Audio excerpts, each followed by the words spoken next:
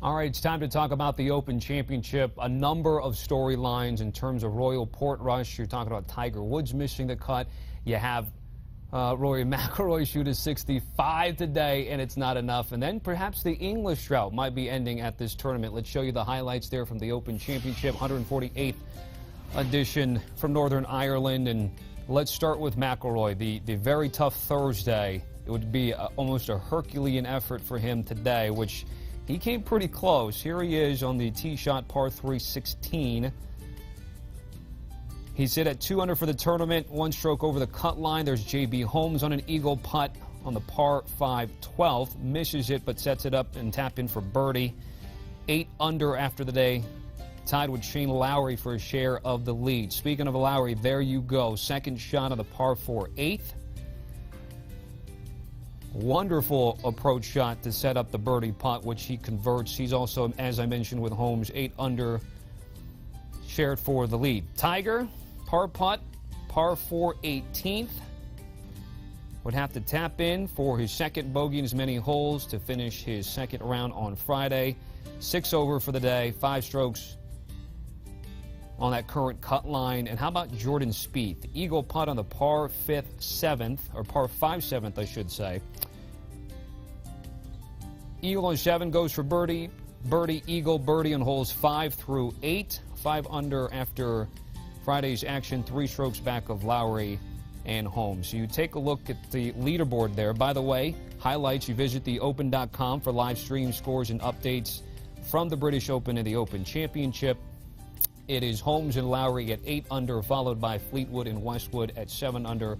And then you see the rest of the guys there at 6 under and 5 under, respectively. Taking a look at the storylines, a couple of guys at 8 under, Lowry and Holmes, your leader. The 83rd major where Tiger and Phil have played together. First time both missed the cut. And Rory McIlroy misses the cut after shooting 6 under on Friday. All right, for more of the Open Championship, I am flanked by 2 of our analysts here. We got Kyle Porter and Mark Immelman. Gentlemen, thank you for joining us. Kyle, I'll start with you first. Obviously, we now have Tiger Woods not making it to the weekend, and he had some comments after the round here. Tiger talking about, putting this thing relatively behind him, getting ready, taking some time off. What did you make of Tiger's comments here saying, I'm going to take a couple of weeks off, get ready for the playoffs? Last year, I almost stole the whole FedEx Cup at the very end. If it wasn't for Rosie's little break there at the bunker, it could have been interesting. So get ready for those events, and after that, then have a break. Obviously, Tiger already looking ahead, but as we briefly look back, what did you make of Tiger's last 2 days? Well, his last 2 days were not great. I thought he missed the cut on Thursday, even though it wasn't official until Friday, just because it's so hard to recover from that 78 in round 1. But as far as the break, I'm in on it. The only thing, Tommy, the only thing that matters right now, I want to get Mark's thoughts on this, but the only thing that matters for Tiger right now is the major championships. If he's racking up Canadian Opens, it's like, okay, whatever.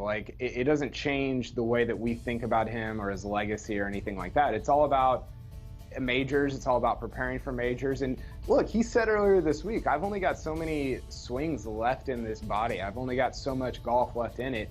I need to prepare myself around these majors. And that's seemingly what he's doing. And I think it's a great thing. But it's also hard because you have to find that balance of not being too rusty, not being too you want to be sharp for these majors, and clearly he hasn't been for 2 of the last 3 at the PGA and then this Open Championship. Well, Kyle, I couldn't agree more, really. I mean, if you had said to Tiger Woods, I believe at the beginning of the season, you're going to win the Masters, it's going to be a famous comeback victory, and all the world is going to celebrate it, and you're going to raise golf to just another level, I think he would have said to you, absolutely, I'm all in. But then you win one of those, and then you want to compete in the rest, and everyone's expectations are raised. But to your point, Tiger's 43 years young now. The thing about that Father Time, guys, he's sort of unbeaten right now. And so for Woods, he has to be.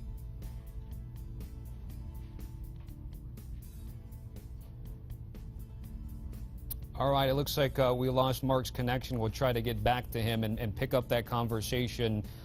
Again, I was going to ask him, and I've asked you before, but it's worth bringing up again, Kyle, is that Tiger you know, this new norm of the way the 4 majors are put together now. It's condensed. I think lots of fans seem to like it as well, but it puts a lot of pressure on golfers like Tiger to decide when he's going to play.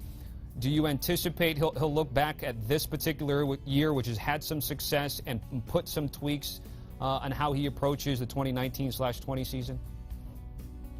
You know, it's going to be really interesting, Tommy. I think that leading into the Masters, maybe he played more than, like, maybe he would take some of those tournaments before the Masters and spread them out more over the major season. But the problem becomes, like, if you've only got 3 or 4 events between these majors, some of them he never plays, some of them aren't big enough for him to play. It's really hard to kind of pick and choose. We saw him play Memorial between the PGA Championship and U.S. Open. That was the only time he played between, like in between the breaks between majors. And he ends up making the cut and playing decently at the U.S. Open. So it's clear that tournament golf, I think, helps him out. It's just, where do you play? Is he going to play the 3M Open? Is he going to play the Rocket Mortgage Classic? He's not going to play the John Deere. There's just not a ton of opportunities for him. But maybe that's something that he reevaluates going into 2020. We do have Mark back. Mark, I want to have you finish your thought on Tiger, but again, I don't know if you just heard, I posed this question to Kyle that I'd also want to pose to you, is sort of, again, this new major format. This is the new norm. We're seeing Tiger now basically go tournament to tournament without playing in terms of the major here. What do you think he does now that he can reflect back on this season and apply that to possibly next season, how he approaches the tournaments? Well, there's no doubt that the scheduling is the most important thing to Tiger Woods, because you want to be ready mentally, physically, and emotionally. And I'm not so sure Tiger was ready physically for this event. To Kyle's point, I mean, you haven't played leading into a very demanding golf course in Portrush and demanding conditions. So I'm keen to see how they schedule things going forward.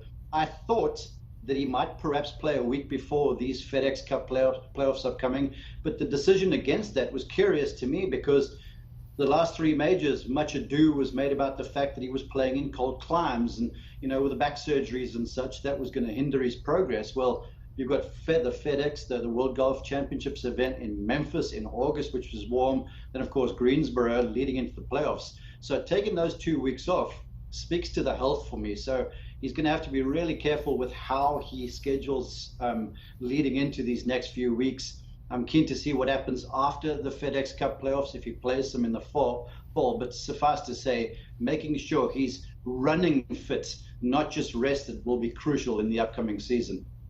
All right, guys, let's go from Tiger Woods to Rory McIlroy, a guy that came into this tournament as the betting favorite. It was a scene there on 18 as he's walking up trying to chip off the green to get birdie and maybe make the cut. Obviously, that didn't happen, so the fans had a chance to cheer him on, had a great sort of post-round interview as well. Kyle, again, I'll start with you.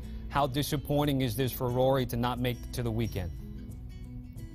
Well, I mean, when you're the number 3 player in the world, it's always disappointing to miss a cut. But I will say this, Tommy. Like, look, Friday afternoon, you know, Mark and I have been up for 13 hours watching golf.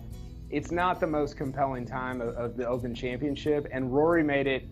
I mean, this is the most drama that we've had in a month of golf. I mean, him trying to make the cut. I know that's not like what he wanted coming in. I know that's not what the fans there in Northern Ireland were expecting, but the show that he put on the back 9, he goes 31 on the back, 65 overall, ties the best score of the tournament so far this week. I thought it was unbelievable. And I thought the reception he got on 18, and then the way he kind of reacted afterwards, I don't know about Mark, I've never seen him that emotional in an interview. And it was clear that he was sort of reminded like how big of a deal this was and how big of a deal he is to those people. So I thought it was amazing theater. And even though he won't be there on the weekend, it was pretty cool that we got that on a Friday afternoon. Oh, Kyle, there's no doubt that he gave the hometown fans a lot to cheer about on a Friday afternoon. And he's used these 3 Ps of his, the perspective and the poise. And leading into this event, he spoke of this whole event at Portrush, the Open Championship, coming back to Northern Ireland, being bigger than him. And he was all class after that first round. He could have, you know, ducked away, not answered any questions. He fielded all the questions from the media after that atrocious first round, and then brought, you know, the A game back today. And it was the Rory we were all expecting. And just 2 observations on my behalf. First off, at the Masters, there's a 10-stroke rule. If you're within 10 of the lead, which Bob Jones believed, you still had a chance to win with 36 holes left. McIlroy would be playing tomorrow. That's number one. And then number two, isn't it curious how well these guys can play when the handbrake is sort of lowered some, and you could see Rory was playing more free, swinging freely. And when McIlroy is swinging free, in my opinion, he has no peer in the game. So we will not see Tiger Woods or Rory McIlroy Saturday or Sunday. We will see J.B. Holmes and Shane Lowry, and apparently having a beard gets you to the top of the leaderboard, guys. All jokes aside, Mark, you've got the beard out of the three of us here. I'm going to let you go first this time. What stands out to you about Holmes and Lowry right now? Both guys one shot there above Fleetwood and Westwood for the lead atop the leaderboard. Well, Tommy, I think I'm the only guy between the three of us that can grow a beard, but I'll leave that aside. The thing that jumps out to me, first off, J.B. Holmes. The game's been in the doldrums for the longest time, but he'd been working very hard in the golf swing. And this is a guy who grew up in Kentucky, was a superstar from young and never thought too much about technique. It's sort of a homegrown type swing. He started working on this, and that scuppered the progress, but clearly something's happened. He prepared for this event by going down to the Dominican Republic to play in the wind to get ready for Portrush. And so the game's there. He's driving it great. He's obviously comfortable in swinging free. As far as Shane Lowry goes, well, that'll be some sort of story if Lowry can pull this off. To me, one of the most natural golfers in the game, a tremendous driver of the golf ball, has a joie de vivre on the golf course that's charismatic and palpable. And if Rory McIlroy winning would be the big story for all the Northern Irish people. If Lowry pulls this off, I think they'll still be dancing in the streets. Yeah, they'll be doing other things in the streets as well if Lowry's able to win the Open Championship this year. But, I think Holmes is the guy. I mean, he's been awesome this week, and it's been so stress-free. He's hit 85% of fairways and 80% of greens in regulation. He's just been... and I was talking about this a little bit with Koepka, I wasn't talking about it with Koepka. I was talking about Koepka doing this as well. You haven't brought double and triple into play like you've seen with some other guys. And the reason is because you're hitting the center of these greens and you're taking runs at, 15-footers, 20-footers. The only difference is that Holmes has just hit a few more of them than somebody like a Koepka has. So if he keeps playing like that, he's going to be right there until the end. I'm really intrigued. I think Lowry's going to have everybody behind him. I mean, obviously, he's going to have, everybody that was with Rory or was with Darren Clark or whoever. Like, they're all going to be behind Shane Lowry after him winning the North of Ireland here as an amateur and then trying to one-up that or maybe two-up it with an Open Championship. So, Kyle, obviously we've seen American dominance in the majors this year. We have a handful of Americans in contention to win the Open Championship, but there's also the storyline of the English drought right now. There's also a group of guys that have a chance. They're in the top 5, top 10. Out of those lists right now, we're talking about Fleetwood and Westwood and Rose. Who do you feel most comfortable about going into the weekend to try to join the likes of Faldo, Jacklin, Faulkner, and Cotton?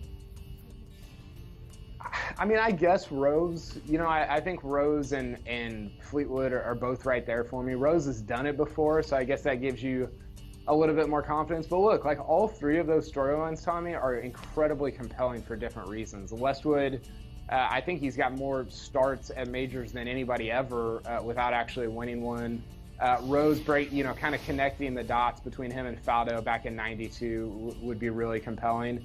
And then Fleetwood. Fleetwood's a star. I mean, Fleetwood is a borderline superstar in Europe.